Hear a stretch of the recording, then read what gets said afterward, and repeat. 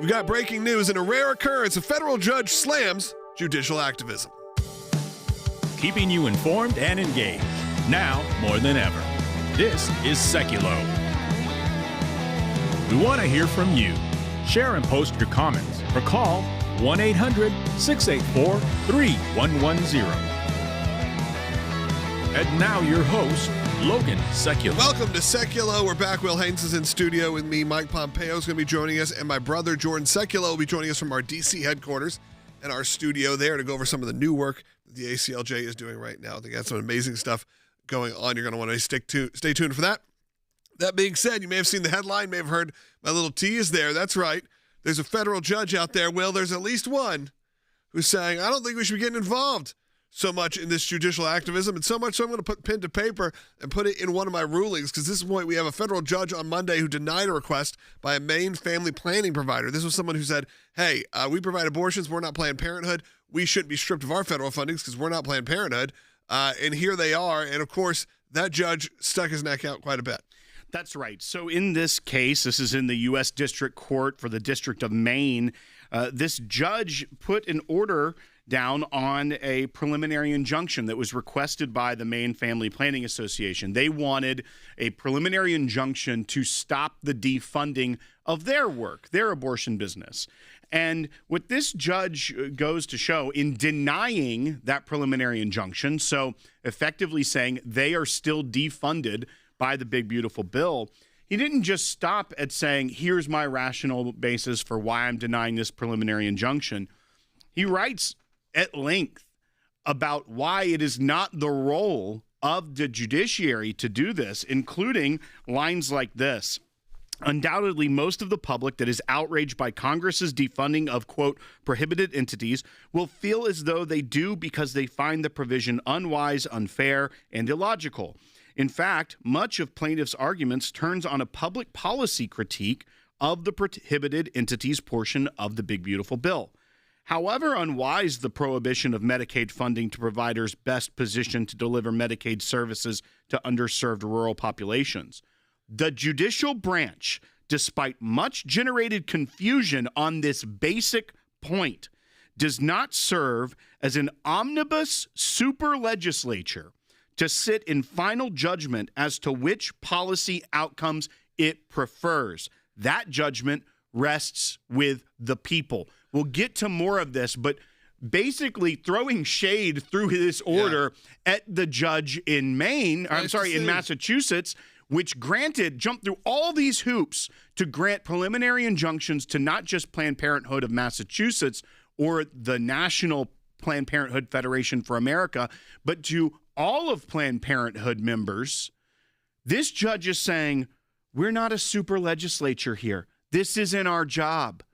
And he also goes to show why this non-Planned Parenthood entity is not likely to succeed in this case on the merits. We'll get into all that when we come back, but it's so refreshing to read a federal judge in Maine writing these words against the colleagues in another district court in Massachusetts that is doing the very thing that he's calling out, acting as a super legislature.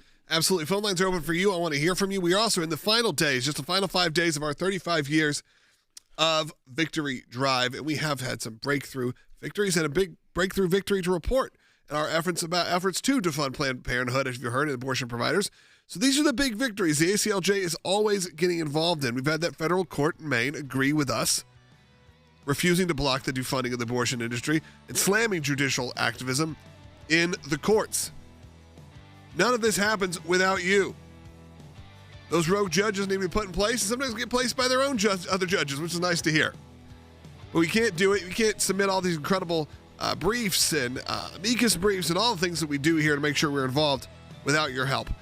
We are up to over 210 cases just in the last year defending life. That is just on the life topic, okay? That is just pro-life work. Now imagine the legal team that has to go in to manage 210 different legal instances, legal cases, if you will. You got to be a part of it right now. ACLJ.org. Have your gifts doubled as we wrap up this month as we're celebrating 35 years of victory. We'll be right back with your calls and comments coming up. For 35 years as Chief Counsel of the American Center for Law and Justice, I've been blessed to be part of numerous monumental victories in defense of life, religious liberty, and our Constitution. I filed countless briefs, argued numerous cases, and repeatedly stood before the U.S. Supreme Court. And thanks to the faithful support of our ACLJ members and champions, we've had the resources to fight these legal battles and defend faith and freedom. That support has been a great blessing, making these fights possible. You can only imagine how fulfilling it was after more than 35 years battling the taxpayer-funded abortion industry to see the U.S. Supreme Court finally overturn Roe v. Wade, undoing a grave injustice in our nation's history. And after a lifetime of advocacy, I was there the day President Trump opened the U.S. Embassy in Jerusalem, affirming our unshakable support for our ally Israel. Together, we've been on the front lines winning monumental cases at the U.S. Supreme Court, from protecting the rights of churches to meet in schools to upholding the right of students to pray at those schools and hold Bible clubs. We've also had monumental impacts across the globe, helping secure the freedom of numerous pastors like Pastor Andrew Brunson, who in just 30 hours went from being locked in a Turkish prison to standing in the Oval Office praying for President Trump. But these victories are only a generation away from being undone. The radical left and enemies of freedom around the world never stop fighting against us. At the ACLJ, we are building on this legacy of victory over the past 35 years as we expand our efforts. That's why we've launched our 35 Years of Victory Drive. We need the resources to protect the victories of the past, but also to secure the new victories for the future. Donate today at aclj.org/35 and have your gift double today. And if you're able, become an ACLJ champion and help make victories possible every single month.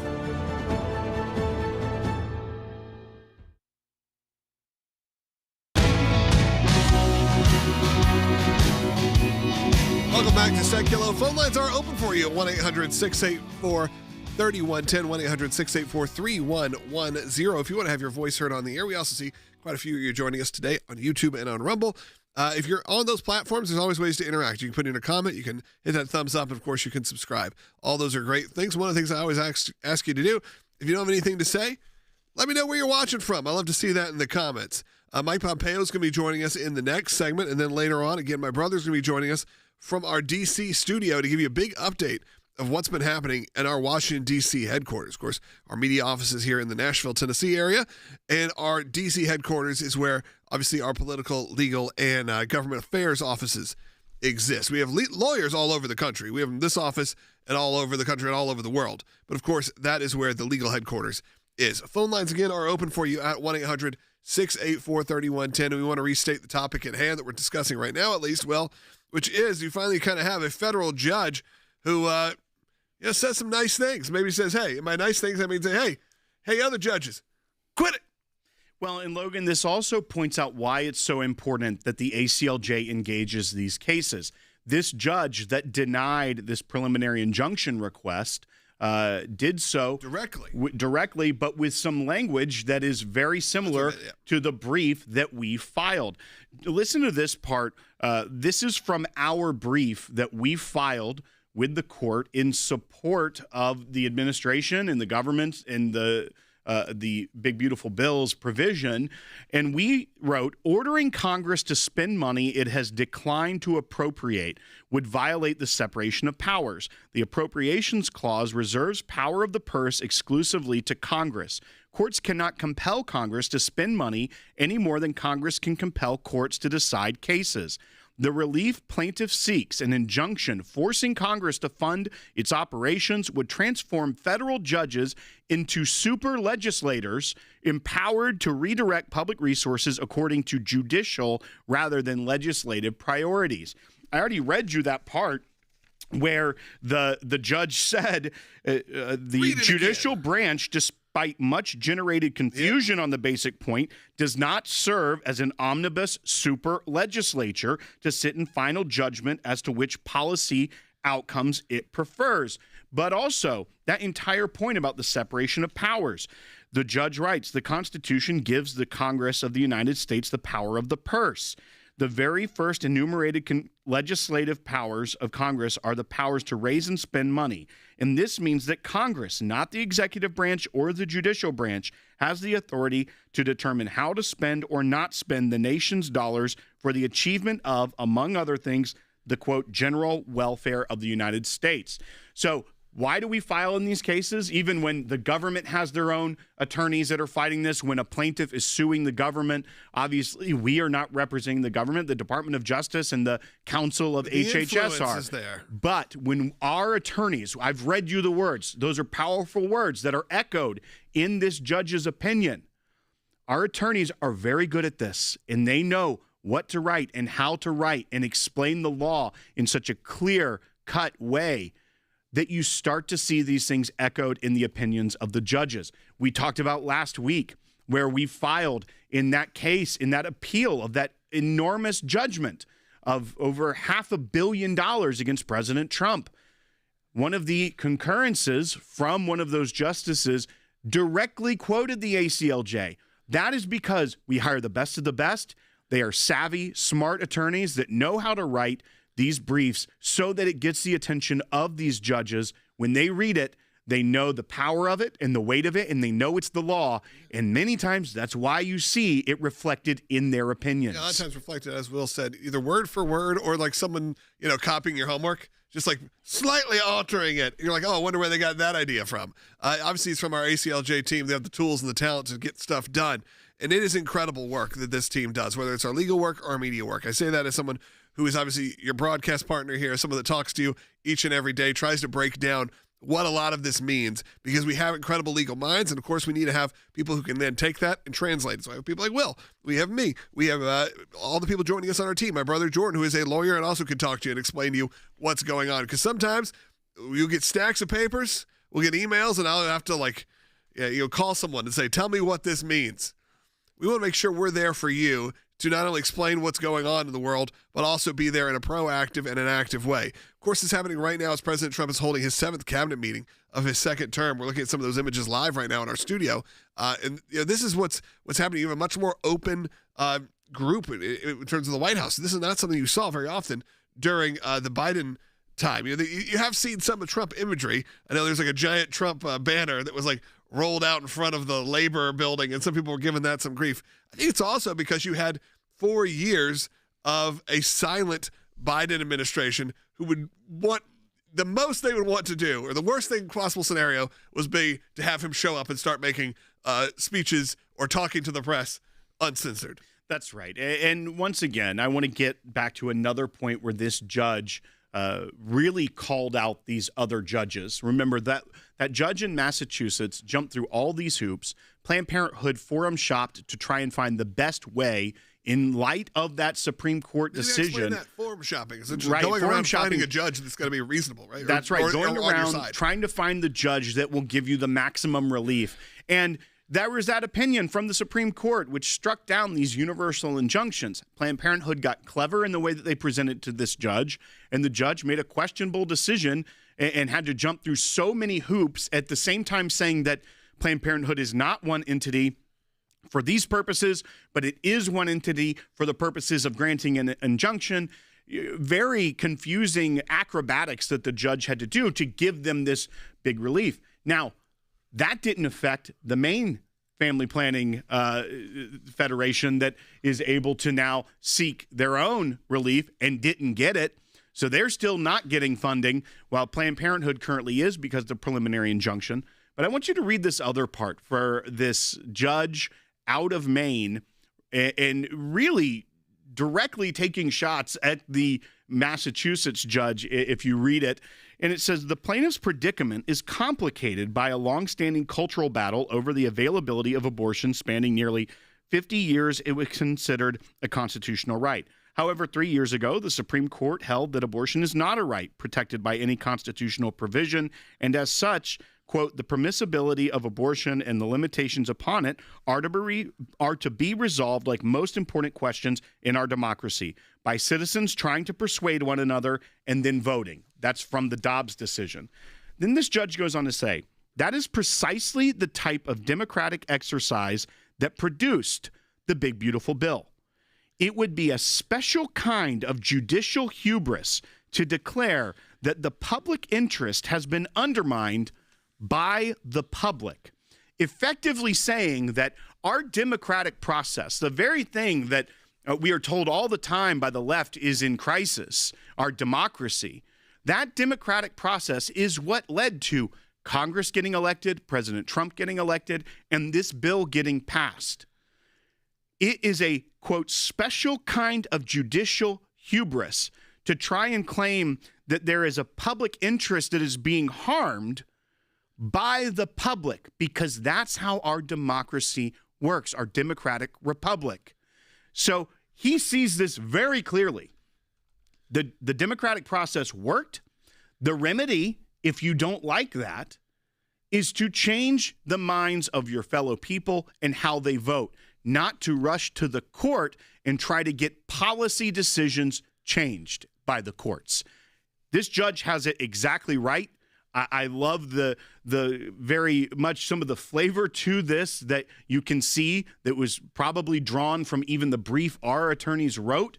It lines up very directly, and it makes me proud to be a part of the ACLJ and the legal team we have fighting here, but also that these judges are brave enough to call out other judges for a special kind of judicial hubris, because that's what we've been seeing for far too long. People are saying, Will, that the U.S. needs to be listening to you. It says, USA, listen to Will.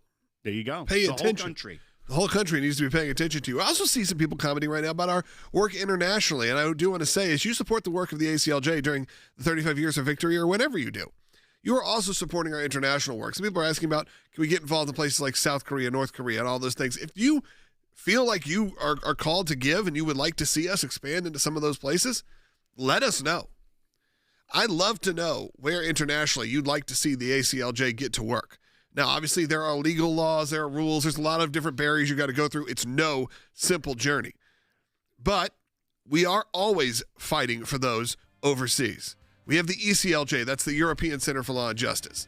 We've had different entities throughout the years when it's been needed throughout the world. We have the ACLJ Jerusalem, which obviously fights and supports Israel, but also gives you truly what's going on the ground there from an American perspective. And from their point of view, you get then an American perspective leaning in to what is happening in Israel. But maybe there's somewhere you'd like us to work on. I would love to expand our international work. It's one of my favorite things that we do here at the ACLJ, is though we obviously are for our safe borders, protected borders. Religious freedom should have no borders. And we want to make sure we can be able to protect it all over the world, whether that's in the Democratic Republic of Congo, whether that is in France and Europe and the UK, or wherever we can be. So go to aclj.org right now. Throw that in the comments. I really would appreciate it. We'll be back with more. And Mike Pompeo joining us next. For the past 11 days, there has not been a single murder in our nation's capital. Police have racked up over 1,000 arrests, and 49 homeless encampments have been cleared. The streets have been stripped of over 100 illegal guns. 6 known gang members among those arrested. No murders in Washington in 12 days. In Chicago, 254 people have been murdered in 233 days. You can honestly wake up in the morning and say, somebody's going to get murdered today. The left lost millions of voters over defund the police and open borders. And Trump's going to be going city to city with ICE and the Guard, cracking down on crime and illegals. And if there's a faction of politicians that fight that, they're going to suffer bad headlines 24/7. 2 weeks after President Trump declared a crime emergency here in the nation's capital, Democratic officials in other states say the president's using the threat of sending in the National Guard to intimidate political rivals. This is not about fighting crime. This is about Donald Trump searching for any justification to deploy the military in a blue city, in a blue state, to try and intimidate his political rivals. Crime was a top issue in November. Crime was a bigger issue than foreign affairs and the deficit. If this was happening in the neighborhood Pritzker and these white limousine rich liberals live in, he would not only beg Trump to bring the National Guard, he'd scream and shout for the Army, the Navy, the Marines, and the Air Force. Democrat mayors and governors need to be thanking him and begging him to come to their cities and help them out, because clearly they're not capable of doing the job. D.C. is on its 12th day of no murders after they averaged one every other day for 30 years. Pritzker should say, yeah, let's save lives together. The mayor of Chicago, who's one of the most unpopular mayors in the country, with a 26% approval rating, says if Trump sends the Guard to protect blacks from killing each other, he's going to mount an insurrection.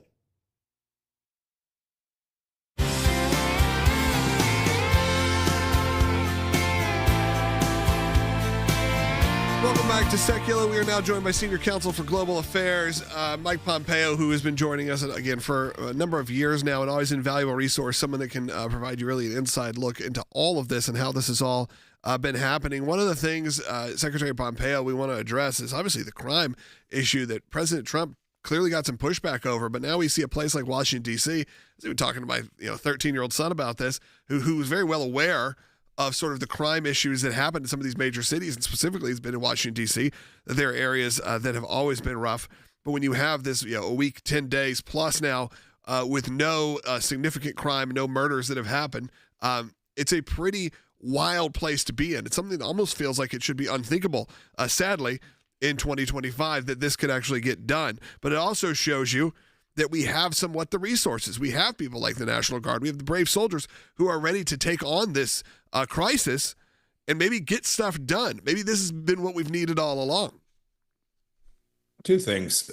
First, this reminds me of the border where President Biden said, well, there's nothing you can do. You can't stop this. Frankly, there were Republicans that said the same thing. Right. There's nothing you can do. It's inevitable. I hear the same story on crime. No, it is what it is. That's just fundamentally not true. And President Trump has now demonstrated that with the right resources, the right focus, the right objectives, you can actually provide public safety so that people can go out and enjoy their communities in the biggest cities, the most wonderful places in America. Second, when I was Secretary of State, I remember what the State Department was like. I was there, drove past it, and it's probably been a year and a half, 2 years ago now, and there were homeless encampments all around your Department of State where every foreign dignitary came. And it felt and looked unsafe. Not for me. I had a team with me. But, for people who were trying to get there and come see government officials, it looked and felt unsafe. And now, boy, it just cleaned up materially. And this matters. It matters to ordinary citizens. It matters, frankly, to the least amongst us who are often most impacted by crime. Think about our schools. Think about the fact that they're trying to go to after-school clubs and things like that. Now we have a president who's saying, we're just not going to tolerate this in the United States of America. It doesn't have to be. And this is a wonderfully good thing for the United States. Mr. Secretary, Politico put out an article with this headline: Trump is leaning in on crime. Democrats need a better response and fast. You posted on X, the left-wing attacks on President Trump for tackling crime are getting increasingly unhinged. These progressive mayors should consider why their policies have unleashed historic levels of crime and focus on correcting course, not bashing the president. I'm kind of at a loss for how you can be a leader of a city and choose the partisan politics game over wanting what's best for your citizens. But it just seems like no matter what, the party has decided en masse, we will push back and reject anything that the president of the United States tries to put forward, including keeping their cities safe. The good news is the citizens of America, the people who live in these cities, they get it. So while progressive politicians may not, and I'm always careful. I try not to provide political advice to the left. Sure. I'm not well situated to do that. But common sense would tell you that public safety, so that your kids can go walk to school and not worry that they're going to get mugged, so that you and your friends can go out and have a glass of wine at a bar, or you can go out with your husband and have dinner, and you can feel like I can go to my car, I can park in the parking garage, I can get in, and I don't have to worry. That's probably fantastic politics, but I know for sure that it's really good policy. It'll lead to economic prosperity. Restaurants, local establishments will be more successful. All good things flow from this. And so when I hear these progressives, it does feel like Trump derangement syndrome or something akin to that, where you have to attack the president of the United States because he's your political enemy.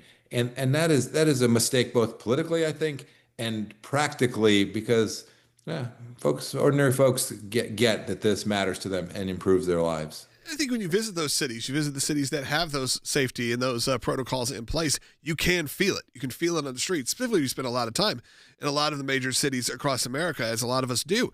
I'll be in New York very soon. You go to San Francisco, you go to these places that at one point were just, again, these are our greatest cities, if you will, in that case, where this is where people want to go to. These are our tourist destinations. This is when people think of America. They think of Washington, D.C., New York City, Los Angeles, San Francisco.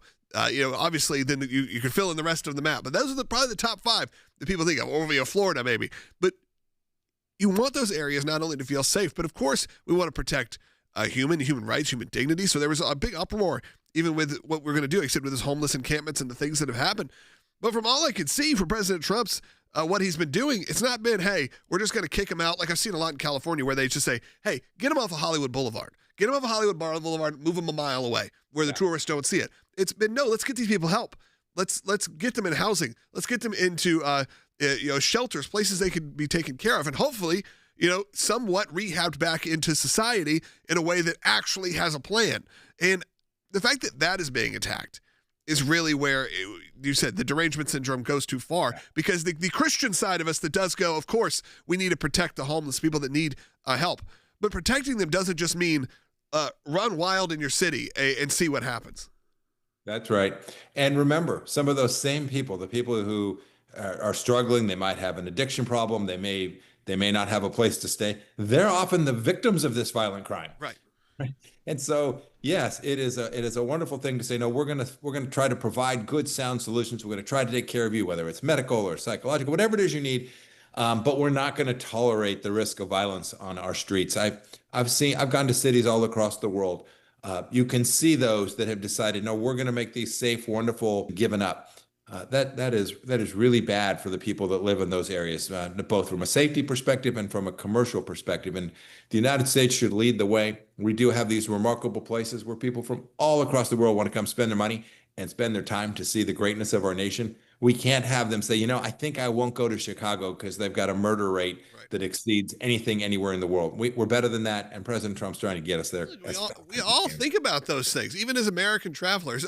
My son is a big UFC fan, and he's been begging for me to take him to a fight. And he's like, all right, so my choices are Las Vegas or Chicago. I'm like, I'm not quite sure. I don't know which one. One is only like a few hours from here, by the way, like 90 minutes up the road on an airplane would be to Chicago. And I'm like, I don't know, maybe Vegas is a safer option. That is a wild time to be. Take them to Wichita, my hometown. There you go. There you go. Wichita. There are different kind of fights going on there. You can see there. Well, thank you, Secretary Pompeo. I appreciate you joining us today. It's always enlightening to hear from you. And I know that our listenership and our viewership, they love to chime in and chat because it's something that you have an insider's perspective, and I really appreciate it. And that's why when we celebrate 35 years of the ACLJ, and again, that's the branded ACLJ. I always say that because that is 35 years of the American Center for Law and Justice. That is not 35 years of the work we've been doing. We've been doing work far beyond 35 years, but that's just since it's been branded the American Center for Law and Justice. And that's why when you have these opportunities, and they don't come up very often. I saw someone saying, Logan, I love the work you're doing, but you're talking too much about fundraising. We have these very important months where donations can be doubled. And by the way, if you give throughout the year, I wouldn't have to do this much. So you know what? Maybe there's a new way we can look at this. I know a lot of you are new, and a lot of you have never donated to anything, much less to us. And you say, why would I donate to a television show, a radio show, even a law firm? Doesn't make any sense. We're there for you when you need it for free when it comes to legal help, as long as it's within our scope of the work we do here. And of course, this show is broadcast available without any kind of paywall or behind any kind of things you have to pay for or sign up for. You can watch it for free anywhere in the whole world. And that is because people like you support the work of the ACLJ, which supports all of this. If you hear an advertisement, that's not going to us. It's going to your network. Give a donation right now at aclj.org. We'll be right back with the second half hour. It is not an obsession with choice. This is an obsession with abortion. This is the state of Massachusetts running ads against what they call anti-abortion centers. Of course, we call pro-life pregnancy resource centers. They are there to support women in need. A lot of them provide a lot of care, even diapers, children's clothes, a lot of things for people who are in need. Massachusetts is the first state to do it, but it's certainly what they hope to roll out across the country. So this is coming for your town as well. Fight this taxpayer-funded attack on pro-life pregnancy resource centers. For 35 years, we've fought for life, religious liberty, and justice, both here and across the globe. you can help secure the next 35. Help women, help save babies, and really fight back for the values that mean something to you, because they're going to come for your state too. Support our critical work at aclj.org. Keeping you informed and engaged, now more than ever. This is Sekulow.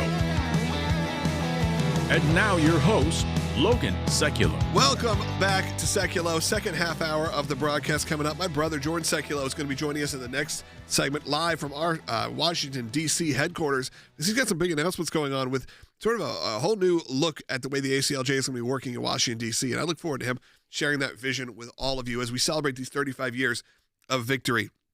There are a lot of people calling in, and I want to hear from you as well. We do have a few lines open at 1-800-684-3110. I usually take as many of those calls and hold them till the last segment, because I always like to think that the last voice should be yours. So give me a call at 1-800-684-3110. The last words.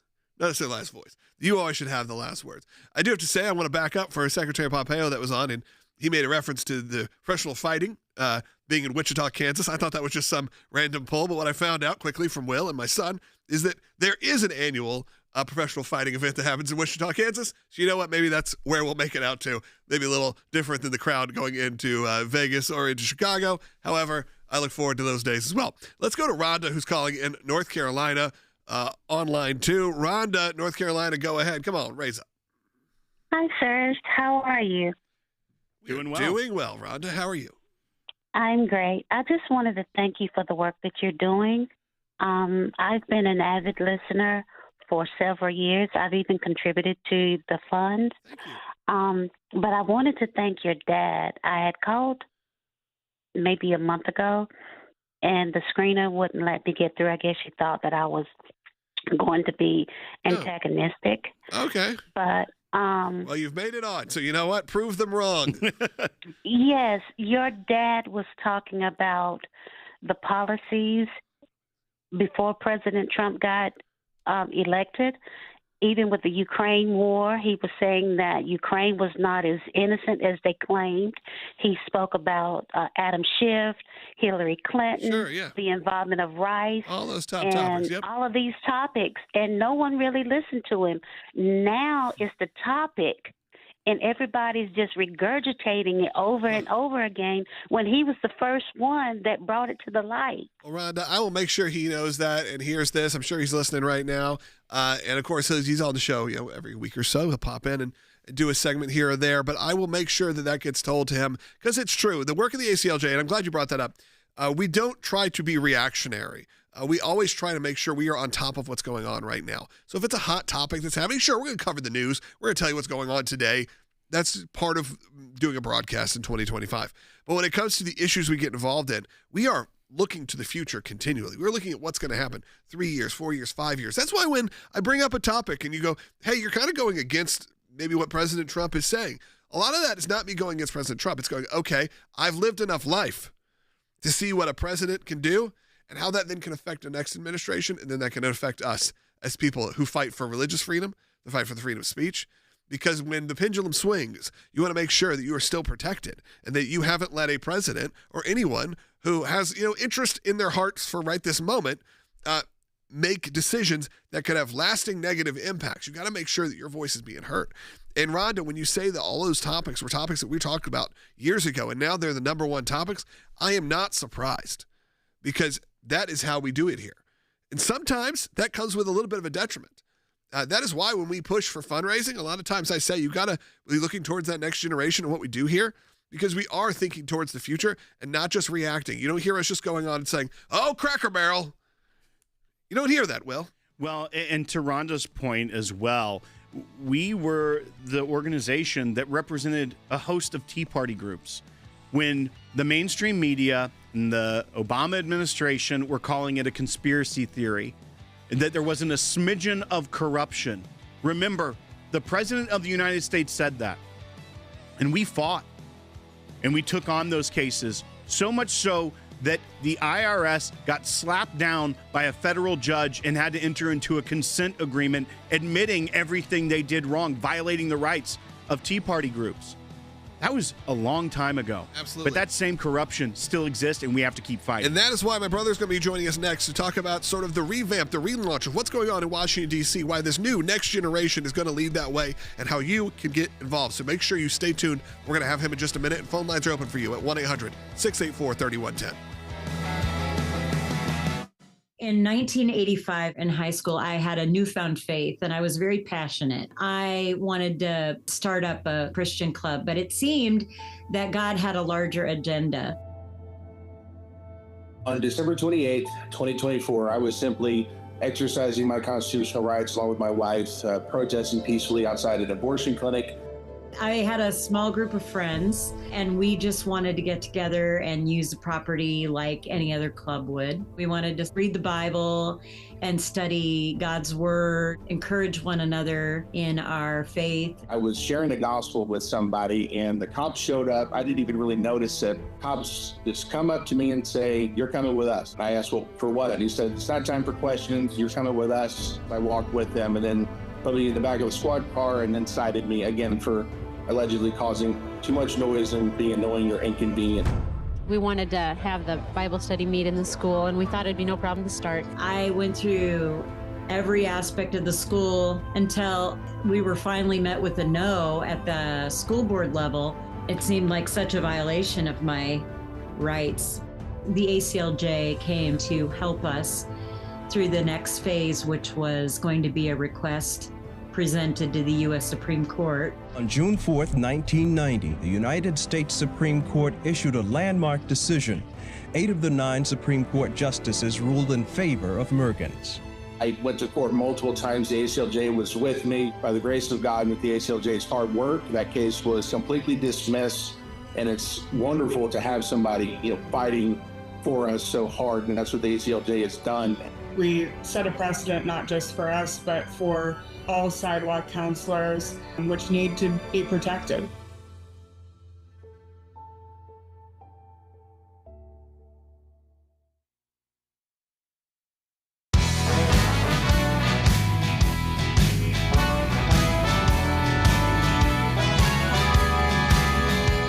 Welcome back to Sekulow. Phone lines are open for you. In the next segment, I want to hear from you at 1-800-684-3110. That's at 1-800-684-3110. We actually have a full bank of calls, full bank of lines open. So right now, if you want to get on the air, this is a perfect time to call. My brother, Jordan Sekulow, is joining us live from Washington, D.C. with a big update of what's going on in our D.C. headquarters. We are expanding, we are changing, revamping, relaunching, however you want to say it, because there is so much going on in Washington, D.C., and the next generation is bringing it forward.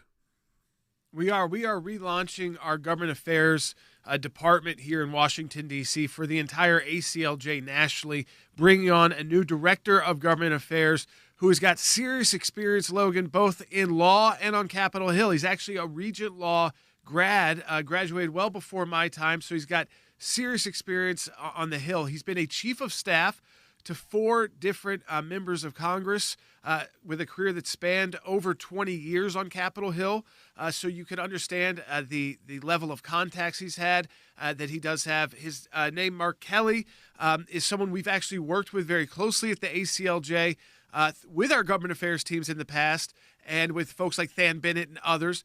And he has been brought on to really rebuild a brand new kind of ACLJ government affairs 3.0 to work with both our legal team here, our policy team here, building out his own team here as we expand in Washington, D.C., to, again, increase those relationships with members of Congress, bring them back onto the ACLJ briefs, make sure we're going through legislation and making sure it's the right legislation, the right terminology. Of course, we've been doing a lot of this work, but we've been doing it without a government affairs department because most of our previous government affairs department is in the Trump administration right now. That's not a bad thing, by the way. Then you have a lot of contacts in the administration. But what we wanted to make sure with this is that we wanted to bring someone who had the same level of experience in government affairs, Logan, as someone who, if we brought on a senior attorney, not someone who is starting at, starting at A, but has really had a full career already on Capitol Hill 4 times by being a chief of staff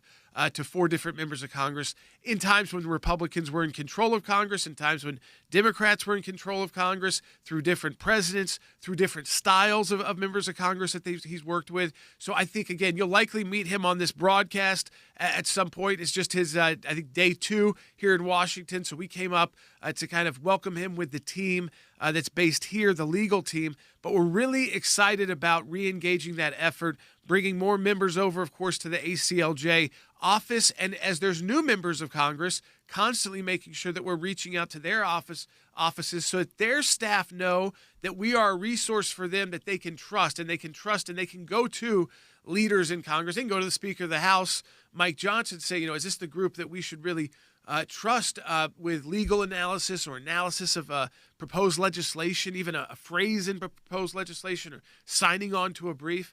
And so we've got the top leaders who will say, of course, absolutely, go with the ACLJ. But there's new members, especially in the House, coming, every 2 years. So you've got to stay on that. You've got meetings and legislative meetings going on throughout the week here in Washington, even when Congress isn't in session. And so having someone who is not just an expert in the policy, not just an expert in our issues at the ACLJ, but is an expert in how Capitol Hill works. And that is a kind of expertise you only get after spending 20 plus years really dedicating your life's work to working with those members of Congress and getting legislation passed, knowing what it takes to get things done. And so we're really excited, as you can tell, about this next step for the ACLJ. And of course, resources here, Logan. One, we were able to set the hiring level differently.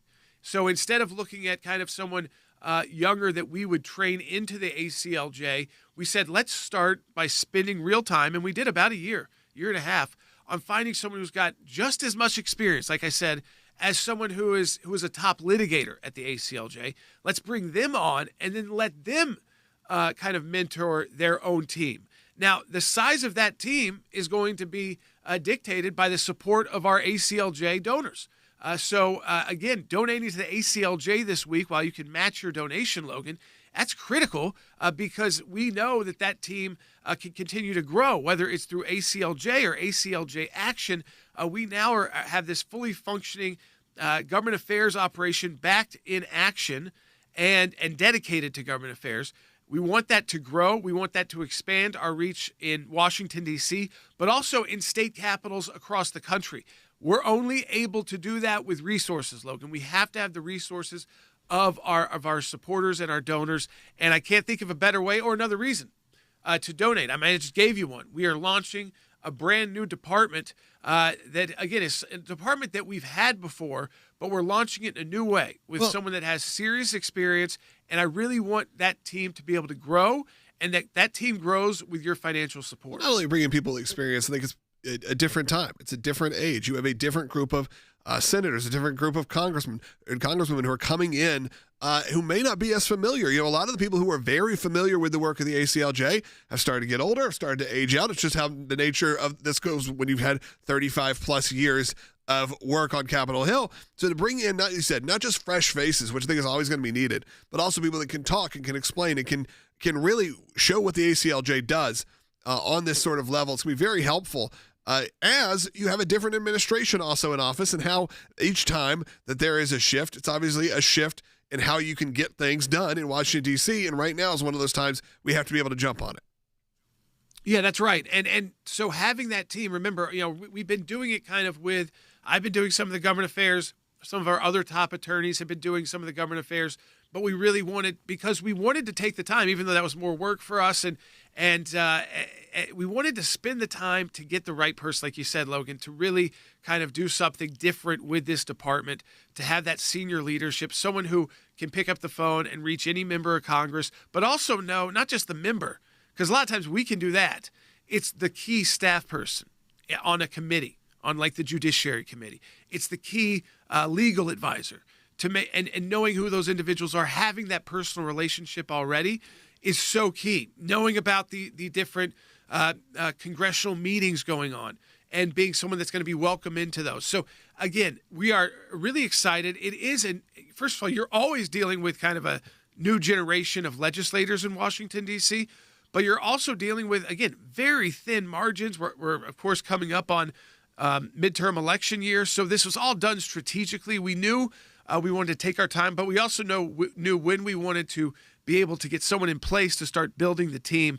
And so we're really excited to announce this to everybody, not because we haven't done government affairs before, not because you haven't heard about what ACLJ Action does as our C4, but because of who we're bringing in and the level and the quality of government affairs director that we are bringing in to represent the ACLJ in the halls of Congress directly. It's very exciting to me because there's a lot of opportunities we're getting. We look down at our phone, we get lots of opportunities every day. One attorney, two attorneys can't do it. We've got other obligations, but now to have that dedicated team back that will grow is going to be great for the ACLJ, great for our supporters, great on the issues that you care about. And again, we can expand that team. It's kind of an endless amount of expansion. There's an endless amount of work and issues to engage in Washington, D.C.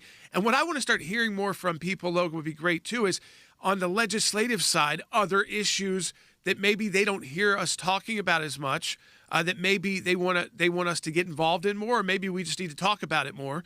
But I certainly think that from our new government affairs director, there will also be new expertise in issues in the past that you may not have heard us discuss as much. Even if we were doing it kind of behind the scenes, we will do it more publicly and let your voice be heard more publicly as well. I'm talking some of those financial issues, economic issues, budgetary issues, to really get down in that as, again, they kind of are dominating the news. And, of course, spending and immigration. So anything that's moving in Washington, D.C. We've got our executive branch side, our legal side. It's kind of the three branches of government. The ACLJ has our three branches as well. And to launch this new government affairs team with someone with this kind of senior level experience, it's something we've never really gotten to do, Logan. So it's really cool to bring someone in who has been the leader of so many different congressional offices. That's right. We'll have him on later on, I'm sure, throughout the year now. We're looking for new voices, like I've told you all, as many of you have suggested it. I've even had people email me, hey, what about me? And some of them, look, by the way, I've looked at a lot of you who have said, hey, I have some experience in this. It is nice to have someone there now in Washington, D.C., who's not just a broadcast voice, by the way. I see a lot of people saying they miss the days of having some of the government affairs team on. This is going to be a little bit, as Jordan said, a revamp of that. It does help when you have an administration in power who is willing to work with you a lot more than was during the Biden years. Even during the Obama years was different than the Biden years. I think that's what we got to remember, too, is it was a very different country even just a decade ago. So now we are fighting very different battles. I asked you for where you want us to work in terms of international work. Jordan's now asked, what topics would you like us to get involved in that maybe you haven't heard us talk about? Put those in the comments as well, or you can give us a call. We do have phone lines open for you right now. I'd love to hear from you at 1-800-684-3110 as we wrap up our final 5 days of 35 years of victory. Then you have to hear about me saying it again until Christmas, okay? So do it right now. Make your donation if you can. Again, we've done hundreds of cases just this last year. We're going to do even more with your help and get involved in that new government affairs department.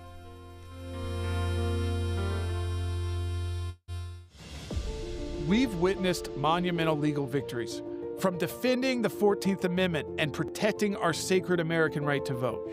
The U.S. Supreme Court rules in favor of former President Donald Trump in his appeal of a Colorado ballot disqualification. Former President Trump will appear on the primary ballot, and this applies not only to Colorado, but also to states across the country. The overturning of Roe v. Wade and standing up for the religious liberty of our kids and seniors. Right now, new laws banning abortion are taking effect in several states, just hours after the court overturned the landmark Roe v. Wade decision, leaving it to states to decide whether abortion is legal.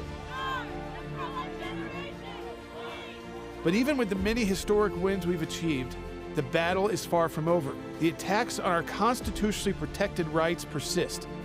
Countless unborn babies remain in jeopardy, and across the globe, innocent Christians are being targeted and killed. At the ACLJ, we've redoubled our commitment to defending life and liberty across this country and around the world. Thank you, Mr. Vice President. Violence against Christians in the Democratic Republic of the Congo has reached alarming levels in recent months.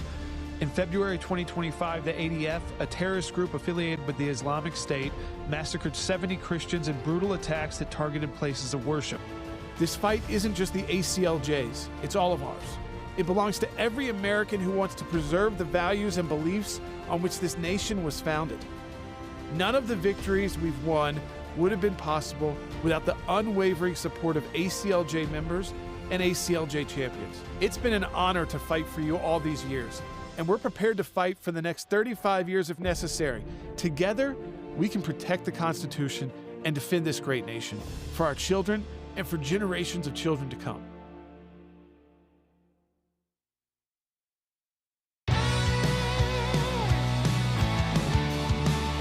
Welcome back to Sekulow. We do have full maker lines open. I don't know what happened today. I don't know if you decided, you know what, Logan, I don't want to call you. I'm bored with you. It's probably my fault. I read too much from an opinion. It was a lot. But it was good words. I barely spoke on the show. It was a great opinion. I don't know. I really enjoyed it. My opinion was that I spoke too much. That it was too much of an opinion. Too much of an. I wish you had less of an opinion. Yeah, it's like a New Yorker article. Right. Like TLDR, man. Yeah. It's too much. You got to put it through ChatGPT. You never read them when I send them to you. Never. Yeah. That or some documentary series, like it's 8 episodes. No, I sent you one documentary, and it was a couple hours long. Apparently. Wonderful. Yeah, never critically watched. Still in my queue. Won't watch it. After decades. I don't know if they still have queues. Phone lines are open for you at 1-800-684-3110, 1-800-684-3110. Again, you heard from Jordan. These are the kind of things we're working on here. When you think about what the work that Jordan and I both do, and Will and everyone here in this group, we all are taking on different facets of the ACLJ as we've been growing and evolving and moving over the last few years. We have tried to see where our audience is. So many of you, just on YouTube, that's 517,000. 517,000 people to subscribe, millions to watch each week. I would assume that most of you who've just joined us on this YouTube journey over the last couple of years had never heard of us before. Had never seen us before in these 35 years, who maybe don't understand the legacy of the ACLJ.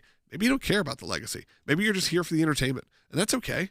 But we're having to really think about the way that we talk to our supporters, because this is essentially, if you can think about it, crowdfunded, listener-supported, viewer-supported broadcast media, listener-supported legal work, government affairs work. Like I said, if you're watching on YouTube, you may get an ad. You have no idea how little money that is that actually ends up at the ACLJ. If you have an ad and you're listening on a terrestrial radio station, or you're watching it on Salem News Channel, or maybe you're watching it on, or you're listening to it on Sirius XM, when we go to commercial break, unless you hear it being a commercial for the ACLJ, none of that ad revenue, by the way, there's no revenue in that one, none of that ad revenue is going to us. That's going to your local station. And we do that, by the way. We make those specific deals to where we have control of the airtime while we're on. So no one, even the network that you're listening to, I mean, sure, they could decide not to carry us anymore, but they don't decide what we talk about. The only people that are deciding what we talk about is a few of us that are sitting in this room right here. That doesn't happen for most mainstream news, mainstream media. It is not controlled. It's controlled by overlords and by people who are wanting their point of view and their perspective out there. We say, even in our meeting yesterday, we talked about the burning of the flag situation before. We said we may make a lot of people mad with our views. That our view is that maybe that alone, desecrating the flag, it's a bad thing. We all agree that it is a disturbing and gross thing that I think is terrible. But should it be illegal, or should we fight for free speech? And we heard from Marines that called in and said we got to fight for free speech at all costs. You can't have that kind of point of view and be on traditional, even conservative talk radio, even conservative media, because they go, oh, you disagree? You disagree with what the president has to say? Oh, well, then I'm not sure if you're allowed on conservative talk. Oh, you're disagreeing, or you're agreeing with what President Trump said? Oh, you're definitely not allowed on liberal, shows or liberal media outlets. But we don't have to play those games because people like you support the work. And I only got 5 minutes left in this show today. I'm not going to give you a 5-minute lecture, but if you've never supported and you've been watching this show for years, please consider it. We have a huge group of new people who just are not used to the idea of donating and financially supporting what we do here. So we have seen record-breaking numbers in terms of the amount of people that are ingesting our content each and every day. But we have also seen a big turnover in people that no longer or never have given. Because as 35 years have gone, If you were 55 when we started this and you were one of those donors, there's a good chance you are no longer donating anymore. Just Father Time is undefeated. But you can support the work of the ACLJ right now by going to aclj.org, be a part of the new crop of champions, the new crop of donors, be a part of that new government affairs office. Because we are carrying that flag, continuing on. And your donations are doubled as we celebrate 35 years of victory, but only through the end of the month. And then we give you a little bit of breather, talk about the ACLJ work, sure. We don't have these opportunities all year round. We only have opportunities a few months a year. You won't have this another opportunity again until closer to Christmas, and we know that it's going to get busy. So right now, especially when this weekend is a holiday weekend and it ends on a Sunday, that's very difficult for us in the fundraising world. So do it right now while you're thinking of it. I want to go ahead and take a couple phone calls before we wrap up this show. Let's go to Irene, who's calling on line 3, who is watching on one of our newer homes, the Salem News Channel, which is where we're available, again, live, 12 to 1 p.m. with a great lineup of other hosts. But again, we are there because you are supporting this show. Thank you, Irene, for supporting. You're on the air. All right. I wanted to just tell you I've been watching you for years, and you've been doing a wonderful job. I've been watching since your dad had it, okay? Yes, of course. Thank you, Irene. I appreciate that. I mean, obviously, this all started with my dad and my mom together, and me and my brother, we were little kids, and we've continued that going. And, of course, things have evolved. The show has evolved. People have changed. I certainly have always leaned towards bringing more the broadcast voice of this ACLJ, because I think that maybe my lack of lawyering, gives me a bit of an easier way to explain what's going on. And people have will as well be able to break down these complicated things that we have been involved in our entire lives. I was once on, I'm not sure I'm allowed to say this, but I was once on a jury that was not, I didn't get picked. So, but they said, because they knew who I was and the work I did with the ACLJ, they go, we may want you on this jury because you know more about the law than probably anyone that's sitting in here that's not a lawyer. Comfort on Rumble actually asked, did I start working by stuffing envelopes as a kid for ACLJ Close. as well? I mean, pretty close. We've known each other since we were 2 years old. Yeah. And my first jobs were helping out with things with the ACLJ, stuffing envelopes, logging tape of old interviews in a spreadsheet. Where are those tapes? Right. I mean, I think we have them, actually. But, I mean, yes, I've been around this for a long time as well and grew up around this organization. So yeah, exactly. We've been at this for our entire lives, and that's why it's immensely important. We hope for multiple generations to come. I don't know if it'll be my kids. I don't know if it'll be Will's kids. They get to make that decision on what they get to do with their lives. But you know what? We're going to foster this next generation. I'm already excited to see that, by the way. I'm looking at some of these old faces in there, but I'm like, some of these guys have been with me for 10, 15, 20 years. But now I'm seeing a new crop of people that are coming up that were born like in 2002. And I'm like, this is a very different time. We're living in a different age, and we are bringing up a new level of supporters and a new level of incredible talent. I want to continue on, take one more phone call. Hey, we only got about 30 seconds. So William in New York, I thought William, because of you, Will, I would take this call. Go ahead. Thank you. I've concluded that the best way to try to tackle the housing crisis is not only construction, though freedom to build is important, but also to do so in areas that will promote responsibility. Excellent examples being Square One Villages in Eugene, Oregon, and Community First Village in Austin, Texas.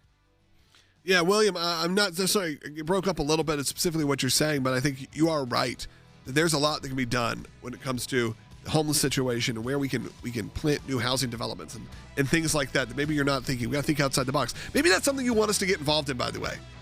And I would love to, by the way, as someone who certainly supports doing what we can for our homeless brothers and sisters. Let's figure out ways for the ACLJ to get involved in that. Because you don't want to just be known as these uptight conservatives who only care about money and do all those things. No. At the end of the day, we're a Christian organization, and you got to be respectful, responsible with that care. Go to aclj.org, support the work right now if you can. Talk to you tomorrow.